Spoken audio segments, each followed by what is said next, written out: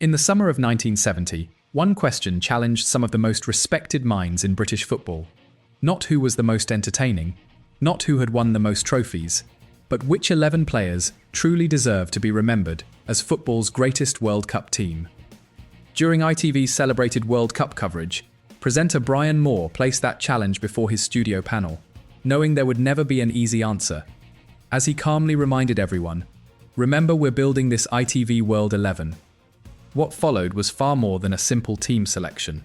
Every reputation was examined, every opinion was challenged, and every place had to be earned. Some football legends were praised without hesitation.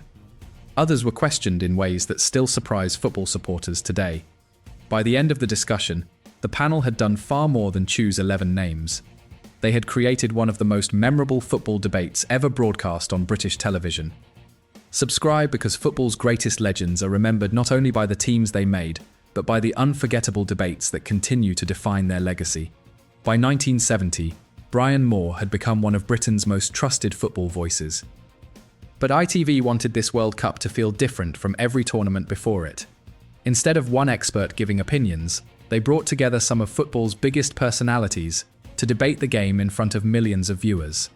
Every man in that studio had lived football from a different angle. Some had played it. Some had managed it.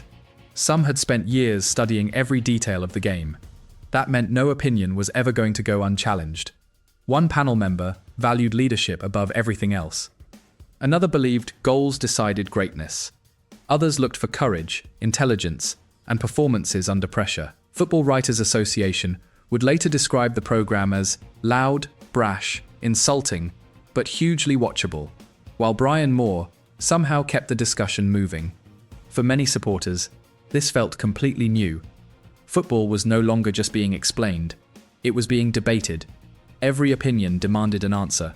Every selection demanded a defense. Every famous name could be questioned. The impossible task of choosing a World Cup 11 had only just begun, and the first major disagreement arrived far sooner than anyone expected. It centered on Brazil's World Cup winning goalkeeper, Felix. The panel had barely begun its task, when one name immediately divided the room: Brazil's World Cup winning goalkeeper, Felix. For many supporters, choosing a World Cup winner seemed obvious, but inside Brian Moore's studio, nobody was given a free pass. Former defender Bob McNab wasn't convinced. He admitted, "I don't think I'd like to play in front of him." It was a remarkable criticism, not because Felix lacked medals, but because McNab questioned something far more important: confidence. Then Paddy Crerand went even further. He argued that Felix would struggle with the physical game in Britain. His verdict was blunt. He would get crucified with cross balls. Those comments revealed how football was judged in 1970. Goalkeepers were expected to command their penalty area, to dominate high crosses, to make defenders feel secure. Winning the World Cup alone wasn't enough. You still had to convince the men sitting beside Brian Moore. And if Brazil's goalkeeper could face that level of criticism, nobody else's place in the World 11 was safe. After the debate over Felix began to settle, Brian Moore reminded everyone of the real objective. "Remember, we're building this ITV World 11. Some positions had already been decided. Gordon Banks was the goalkeeper." There was no serious argument about that. The England legend had produced one of football's greatest saves against Pelé, and remained the standard by which goalkeepers were judged. In defence, Bobby Moore had already secured his place. His reading of the game, calmness under pressure, and leadership made him impossible to ignore. Alongside him, Albert Shesternyov and Vladimir Hagara had also earned the panel's respect through their performances on the international stage. Further forward, two names needed almost no introduction: Jairzinho, the only player to score in every match of a World Cup winning campaign, and Pelé, the man many already believed was football's greatest player. Those names were safely on the board, but several places still remained empty, and the next decision would prove much harder. Because now the panel had to decide whether one place belonged to Franz Beckenbauer, or whether another legendary name deserved it instead. If one player escaped the arguments, it was Franz Beckenbauer. While other positions divided the room, his name brought something rare: agreement. The panel looked at Beckenbauer and saw more than a brilliant footballer. They saw a player changing the game itself. As the discussion continued, one voice simply said, "There's no question that Beckenbauer should be in it." Another quickly agreed, "He's a world-class footballer." There was little need for debate. Beckenbauer had already shown that a defender could control matches with intelligence instead of force. He carried the ball forward with confidence. He read danger before it arrived, and he made football look effortless under the biggest pressure. To the men inside Brian Moore's studio, his place was already earned. The real argument was never Beckenbauer. It was the final attacking place beside him, because two very different footballers were now fighting for the same position: Luigi Riva, or Rivellino. With Beckenbauer safely in the World 11, only one major place remained. And suddenly, the room split once again. The choice came down to two outstanding players: Luigi Riva, or Rivellino. One represented power, goals, and ruthless finishing. The other represented flair, vision, and Brazilian brilliance. The panel immediately began weighing their achievements.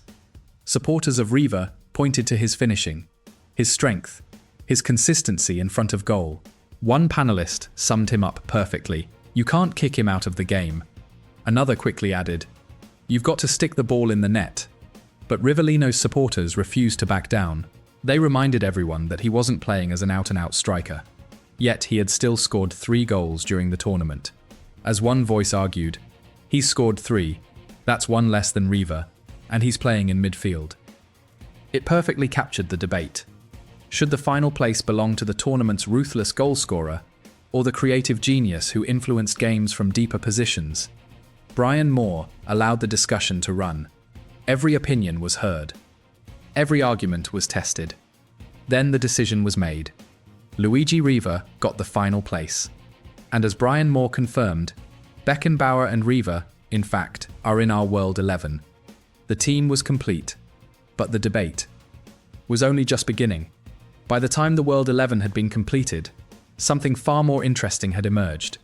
This panel wasn't simply choosing 11 great players. It was revealing how football was judged in 1970. Reputation alone meant very little. Even a World Cup winner like Felix faced heavy criticism. The panel looked beyond medals. They looked for authority, leadership, consistency, and performances when the pressure was greatest. Goals still carried enormous weight. That was one reason Luigi Riva eventually won his place. As one panelist reminded the room, "You've got to stick the ball in the net." But football intelligence mattered too. That explained why Franz Beckenbauer walked into the side with almost no resistance. For the men inside Brian Moore's studio, greatness wasn't decided by popularity. It was earned through performances that fellow football men respected. More than half a century later, fans may still argue over the names. But one thing has never changed. Football's greatest debates are never really finished. More than 50 years have passed since Brian Moore's panel made its selections. Yet football supporters are still asking the same question: who really belongs in the greatest World Cup 11? Today's debates may include statistics, expected goals, passing maps, and endless online rankings. But back in 1970, the arguments came from experience, from men who had played the game, managed the game, and watched football's greatest players with their own eyes. There were no computers making the decisions, no algorithms, no fan polls, only football knowledge and honest opinion. That is why this discussion still feels so fascinating today. It captures a moment when football was judged by the people who had lived it. Not everyone agreed. Nobody ever would. But perhaps that was never the point. Because the greatest football team will always depend on who is brave enough to choose it. And Brian Moore's panel accepted that challenge.